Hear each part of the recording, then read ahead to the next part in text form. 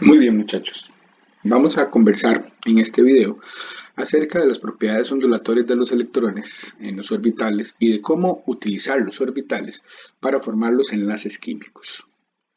Bueno, como ustedes recordarán, nosotros podíamos describir el movimiento de los electrones como una partícula y una onda. De acuerdo con la mecánica ondulatoria, que es el tratamiento que vamos a seguir a partir de ahora, muchachos, los electrones entonces se pueden describir con una función como la que describe una onda estacionaria. Si se pulsa una cuerda de guitarra, por ejemplo, ¿verdad?, al aire, o sea, sin poner ningún dedo en los trastes, muchachos, entonces lo que se va a ver, ¿verdad?, o lo que se podría ver en cámara lenta es que hay un desplazamiento hacia arriba de la cuerda, ¿verdad?, una cierta distancia. Después la cuerda baja y se desplaza hacia abajo la misma distancia. ¿Ok? Bien, hay ecuaciones que describen este tratamiento para la cuerda, ¿verdad? Fíjense ustedes entonces que podríamos decir que la cuerda tiene un desplazamiento positivo y un desplazamiento negativo. Claro, o sea, este más y este menos no implican ningún tipo de carga, sino solo la región del espacio donde la cuerda está. Lo mismo sucede con el electrón, solo que en el caso del electrón, la función de onda que lo describe es tridimensional. ¿Ok? Entonces, las ecuaciones nos van a decir esto, ¿verdad? ¿Cómo es que un electrón puede moverse de forma ondulatoria? ¿Qué pasa si ahora nosotros ponemos un dedo en un traste y volvemos a pulsar la cuerda? Pues que vamos a generar dos regiones en esa cuerda, ¿verdad?, que no oscilan igual, que no se mueven igual y que podrían inclusive tener, como se puede observar aquí en esta representación, signos opuestos, o sea que la cuerda estuviera vibrando de formas distintas. Bueno, eso es lo que, o sea, la posición del dedo en el traste es lo que llamamos un nodo. Y el nodo se caracteriza, recuerden, porque, bueno, ahí la cuerda no vibra o, en su defecto, ahí no están los electrones. Bueno, este es el caso de los orbitales p. Por ejemplo, ustedes pueden ver, ¿verdad?, que son direccionales. Hay un lóbulo positivo y uno negativo, ¿verdad?, dependiendo de la oscilación, ¿verdad?, que tienen los electrones.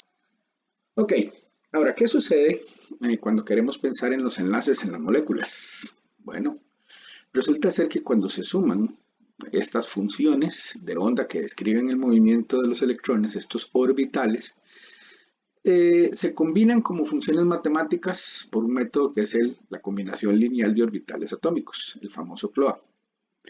Bueno, resulta ser que este CLOA, muchachos, ¿verdad?, me da a mí dos funciones. O sea, si yo sumo un orbital de un átomo más otro orbital de otro átomo distinto, al final no obtengo un solo orbital, ¿verdad? La combinación me permite obtener dos. ¿Ok? Entonces eso es como para que vayamos sabiendo esto.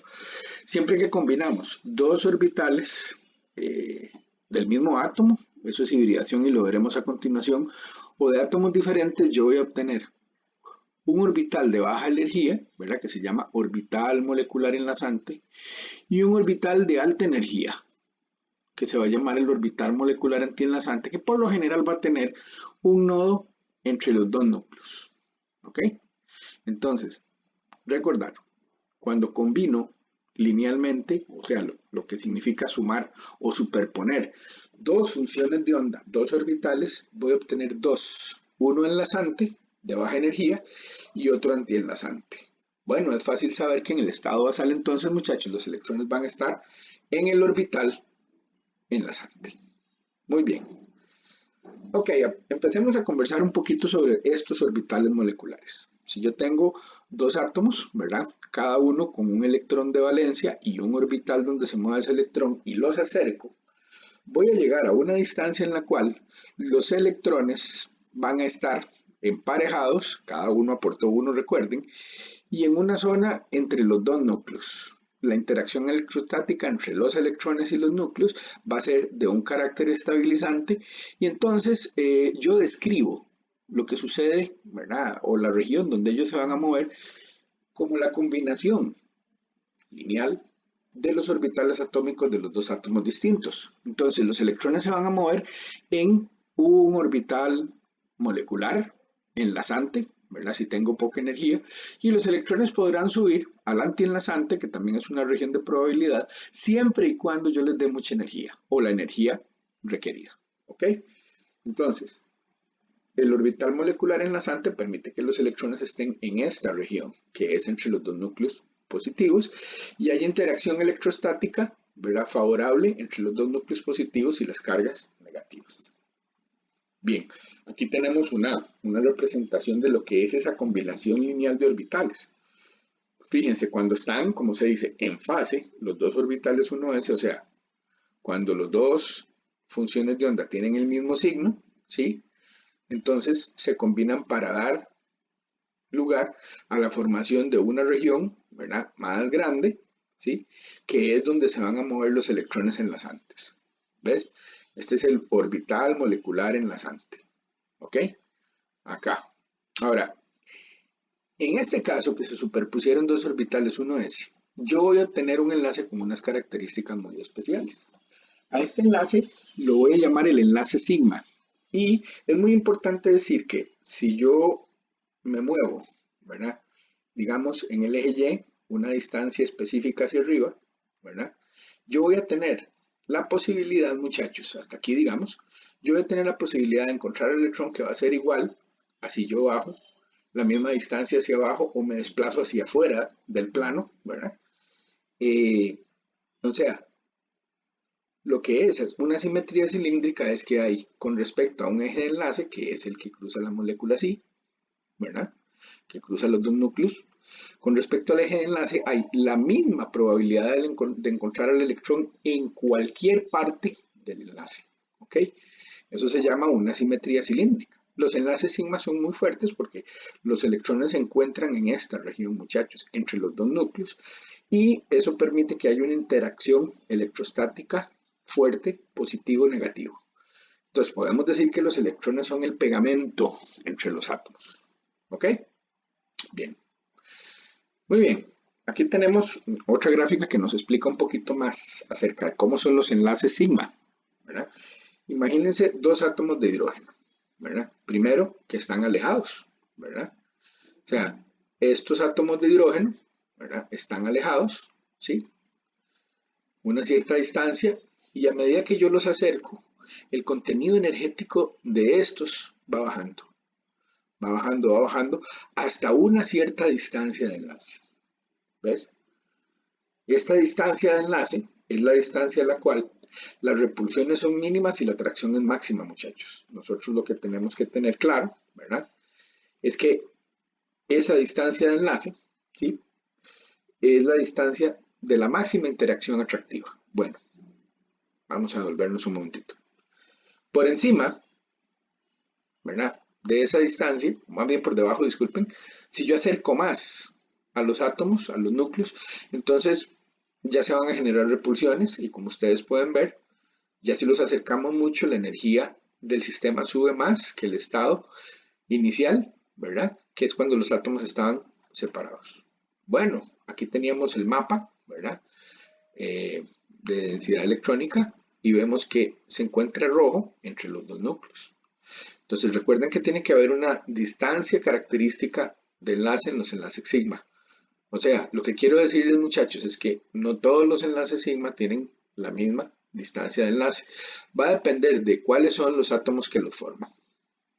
Bien, aquí lo que podemos ver es que cuando sumamos dos funciones 1s que no están en fase, obtenemos un orbital de alta energía, ¿verdad?, antienlazante. Como ustedes pueden ver, entonces existe un nodo en la parte central del átomo, ¿verdad? Los electrones estarían en regiones donde no estabilizan, ¿verdad?, a los núcleos positivos. Claro, esta situación entonces es de alta energía. Bien, aquí tenemos entonces un diagrama que nos completa todo lo que veníamos diciendo anteriormente. Un orbital 1s más otro orbital 1s de un átomo distinto se combinan y me permiten obtener un enlace sigma, ¿verdad?, sigma, o sea, un enlace de tipo sigma, un orbital molecular enlazante. Y Los electrones están aquí. Lo que yo puedo ver acá es el orbital de tipo sigma anti-enlazante, donde los electrones en su estado basal no están.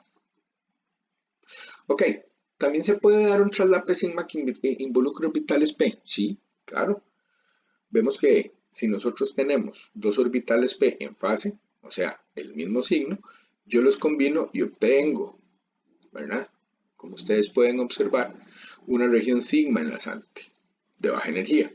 Pero si se combinan, ¿verdad? Estando fuera de fase o con fases distintas, obtengo la región no enlazante. Recuerden, siempre que combino dos orbitales, obtengo dos, uno enlazante y el otro antienlazante, porque son las probabilidades de combinación que existen. Bueno, puede ser también que un orbital p, ¿verdad?, tenga una interacción molecular enlazante, ¿verdad?, como ustedes pueden observar cuando se combina con un S. Pero puede ser que también un orbital p genere, como ustedes pueden ver, un orbital de muy alta energía antienlazante, con un traslape entre un orbital p y uno S. Bien, muy importante decirles que los orbitales p también, por ser direccionales, se pueden traslapar, como ustedes pueden ver, de manera lateral. Bueno, si se traslapan no estando en fase, se obtiene un orbital de tipo pi. Ah, ven, este es un enlace o un orbital pi. Ahí es donde van a ubicarse los electrones pi, que son los de los dobles enlaces y triples enlaces, ¿verdad? Ya después describiremos cómo son, pero de momento fíjense ustedes que el enlace pi antienlazante se da cuando se suman lateralmente dos orbitales de tipo p, ¿verdad? Pero como ustedes pueden ver, fuera de fase. Si los dos están en fase, hay una interacción constructiva entre los orbitales y se forma el enlace de tipo pi. Fíjense que este enlace no es como el sigma. Los electrones no están entre los núcleos, están o por encima o por debajo, muchachos. ¿Ok? O sea, este no tiene una simetría cilíndrica. El enlace pi no es simétrico respecto al eje de enlace. ¿Ok? Bien, la densidad electrónica por encima y por debajo del eje de enlace. El traslape paralelo no lineal, el enlace pi no es simétrico alrededor del eje de enlace. Veremos posteriormente, muchachos, que un enlace de tipo pi, ¿sí?, está expuesto y eso le confiere propiedades especiales a los átomos de carbono. ¿Okay? Para tener un enlace doble, ¿verdad?, entonces yo necesito que los orbitales estén en fase. Bueno, ¿y cómo se ve el doble enlace de la molécula de etileno? Así. Resulta que hay un enlace sigma donde hay dos electrones, ¿verdad? Y que hay un enlace pi donde se encuentran los otros electrones, los otros dos electrones. Bueno, ¿cuántos enlaces forma el carbono? Para responder a esta pregunta tenemos que mirar la configuración electrónica del carbono. Sabemos que tiene una capa interna, la capa del nivel 1, donde hay dos electrones en un orbital S. La capa más externa o capa de valencia es esta, fíjense. Fíjense que hay 4 electrones. Ahora, hay 2 apareados en un orbital S y hay 2 que deben estar desapareados por las reglas que ya estudiamos en orbitales P. Bueno, supongamos que la naturaleza tiene la habilidad de promover uno de los electrones del orbital 2s al orbital P que está vacío. Bien. Así se vería un carbono con sus orbitales atómicos, muchachos, ¿verdad? Y pensemos que este carbono puede formar ahora 4 enlaces. Bueno, 4 enlaces pueden ser de muy diversas maneras. A ver, pueden ser 4 enlaces simples, puede ser un enlace doble y 2 simples, o un enlace triple y 1 simple. Bien, veamos el caso, muchachos, de el carbono formando 4 enlaces simples con el hidrógeno. Entonces, formaríamos un primer traslape entre un orbital P y un orbital S del hidrógeno, ¿verdad? Un segundo con el otro orbital P, ¿verdad? El PY lo ven. Luego con el PX y el último con, como ustedes pueden ver, con el orbital 2S. Bueno, ¿cuáles serían los ángulos de enlace en este caso? Si se formaran así los 4 enlaces sigma que el carbono forma, los 4 sigma simples, pues habría ángulos de 90 entre todos los orbitales, o entre, sí, todos los orbitales moleculares, muchachos, en los cuales participa un orbital P y el orbital S del hidrógeno. Y no podríamos definir ningún ángulo, ¿verdad?, con el orbital 2s, puesto que es esférico. ¿Ok? Bueno, vamos a la realidad. La molécula que ustedes tienen aquí dibujada tiene un nombre, se llama metano. Bien, resulta ser, muchachos, que el metano en la naturaleza, y ya está bastante estudiado, es una molécula tetraédrica que tiene ángulos de enlace de 109.5. Bueno, está claro que con el actual arreglo, de los orbitales, no es posible explicar la estructura natural, conocida y normal del metano. Por esa razón es que debemos recurrir a lo que es la hibridación. Vamos a ver, la hibridación es la combinación de orbitales atómicos de un mismo átomo para formar nuevos orbitales híbridos que poseen la misma energía. Los orbitales atómicos híbridos se utilizan para la formación de enlaces o, lo que es lo mismo, para la formación de orbitales moleculares. Bueno, la hibridación me permite entonces explicar las formas reales de las moléculas, muchachos. Es una combinación matemática de la capacidad orbital existente en un elemento dado y apoyan a la hibridación la teoría de repulsión de los pares de electrones de la capa de valencia, que nos explica la geometría molecular. ¿A qué distancia deben estar los electrones? Dependiendo de cuántos enlaces forme un átomo, ¿verdad?, para que no haya repulsión. Bueno, este es un resumen de cómo se ve el carbono en sus diferentes enlaces, muchachos. Fíjense que puede formar 4 enlaces sigma y los ángulos de enlace serán de 109.5 y es allí donde habrá la menor repulsión entre los pares electrónicos enlazantes. Si por el contrario, ¿verdad?, el carbono no forma 4 enlaces sigma, sino que forma enlaces de tipo pi, tenemos una primera situación en la cual el carbono forma un enlace pi y 3 enlaces sigma.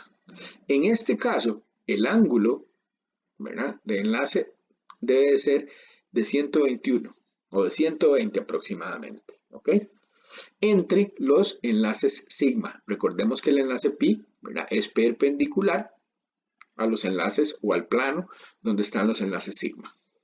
Finalmente, cuando un carbono forma 2 enlaces pi, el ángulo de enlace entre los enlaces sigma es de 180. Bien, ¿qué es la hibridación entonces? Es una combinación lineal de 4 orbitales, muchachos. 4 orbitales. 3 orbitales P y 1 2s. Entonces, imagínense ustedes que tenemos una superlicuadora para orbitales, ¿ok? Y entonces nosotros agregamos el orbital 2s y los 3 orbitales P.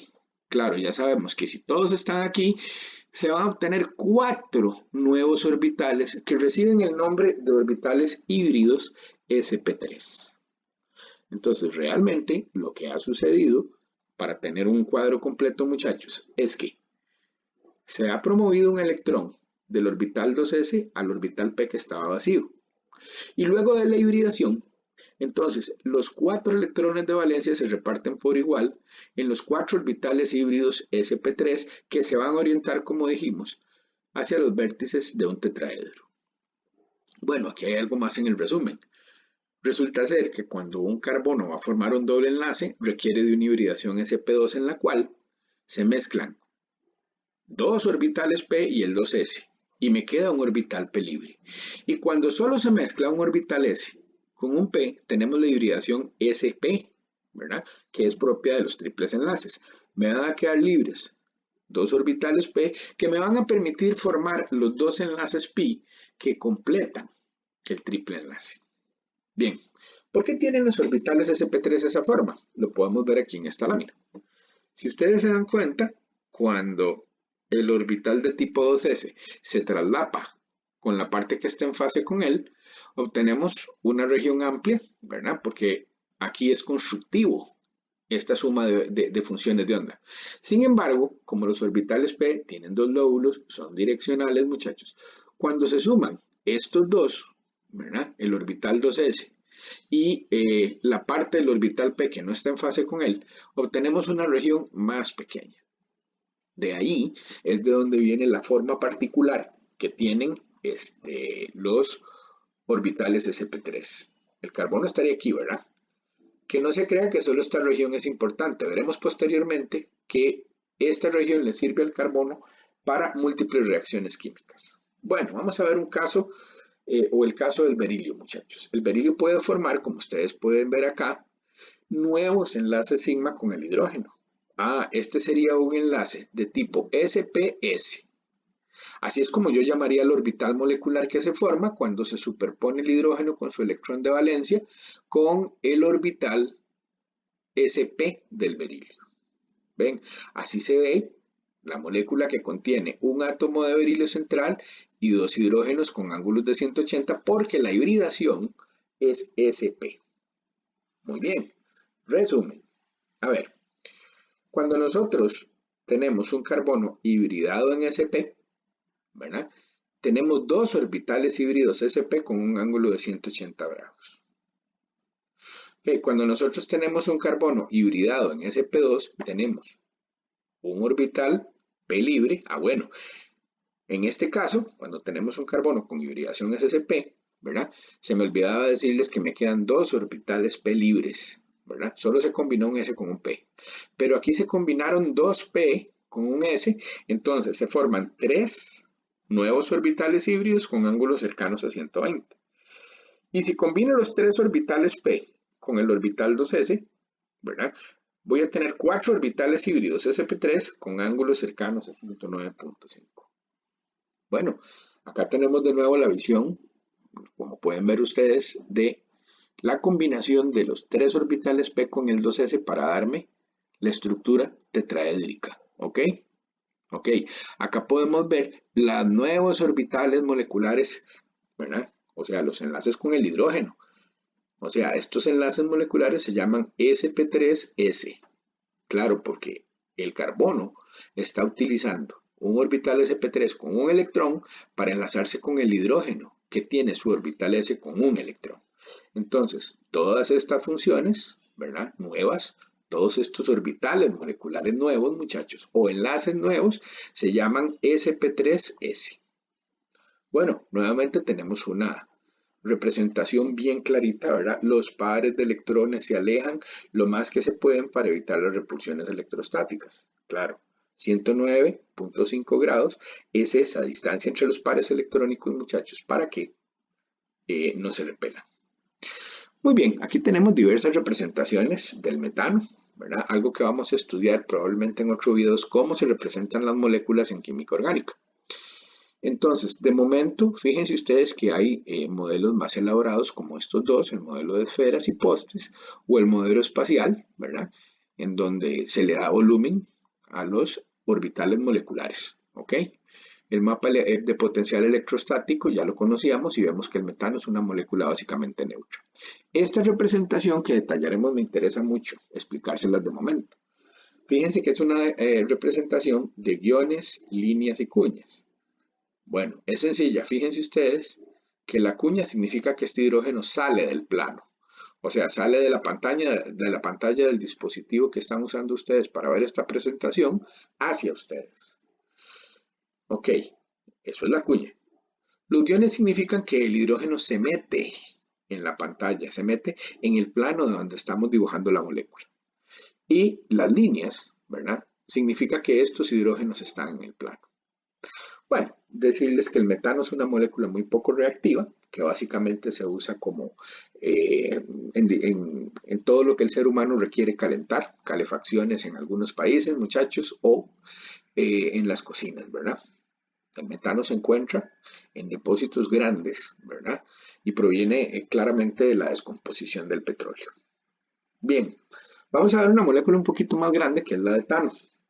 La molécula del etano también puede formar con sus orbitales sp3, ambos carbonos, porque en el etano hay dos carbonos, puede formar diferentes orbitales moleculares, diferentes enlaces. Aquí tenemos cada uno de los carbonos que tiene tres hidrógenos, fíjense, sea, cada uno de los carbonos que tiene 3 hidrógenos, en ambos casos, sí, se van a unir, fíjense, ¿verdad?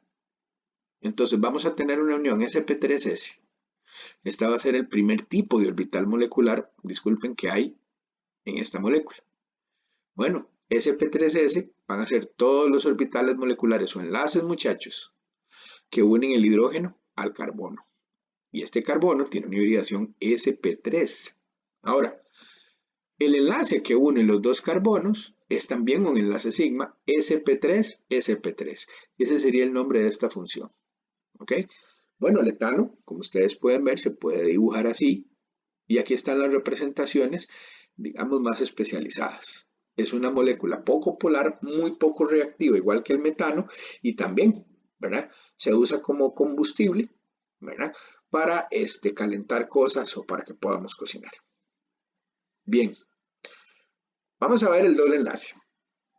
Entonces, cuando nosotros tenemos un carbono que está hibridado en sp2, lo vemos de esta forma, 3 orbitales sp2 híbridos, ¿verdad? Y un orbital p que es perpendicular a ellos. Claro, ahora se ve cómo este modelo nos sirve para explicar cómo es la conformación de un doble enlace. Fíjense que en la molécula de eteno vamos a tener las funciones híbridas, ¿verdad? Las funciones híbridas, no disculpen, los orbitales moleculares, ¿verdad? A partir del orbital híbrido sp2 y el orbital 1s del hidrógeno. Vamos a tener 4 en este caso del eteno, ¿verdad? 4 orbitales moleculares sp2s. Vamos a tener además, como ustedes pueden ver por acá, un enlace sigma, ¿verdad? Por el traslape de orbitales híbridos sp2sp2 de cada uno de los carbonos. Y el doble enlace se va a formar por la superposición, perdonen, de dos enlaces, ¿verdad? Digo, de dos orbitales p, muchachos, que tienen que estar claramente en fase, o sea, con sus signos apareados y en la misma región del espacio. O sea, no podría yo formar un doble enlace con un px y un py. No tienen que ser dos py que además tienen que estar en fase. O sea, los dos lóbulos positivos del mismo lado y los dos lóbulos negativos del mismo lado. Bueno, así se ve la molécula de eteno. Bien, en el próximo video, muchachos, veremos más casos de moléculas que se hibridan sp2 y sp. Muchas gracias.